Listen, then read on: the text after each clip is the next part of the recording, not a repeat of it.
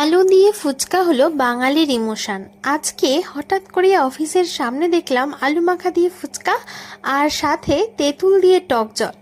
প্রত্যেকবারই কলকাতা গেলে এই ফুচকাটা আমি খেয়ে আসি, মিস করি না আমি। কিন্তু আজকে দেখলাম একদম সেম টু সেম কলকাতা স্টাইলের ফুচকাই ব্যাঙ্গালোরে বসে পাওয়া যাচ্ছে।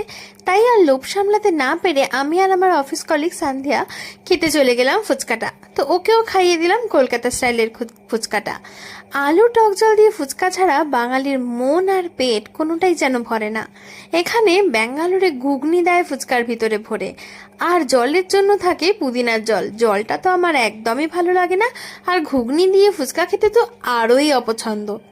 তো যাই হোক বন্ধুরা, তোমরাও যদি আমার মতন আলু আর টক জল দিয়ে ফুচকা খেতে ভালোবেসে থাকো তাহলে অবশ্যই কমেন্ট বক্সে জানিও।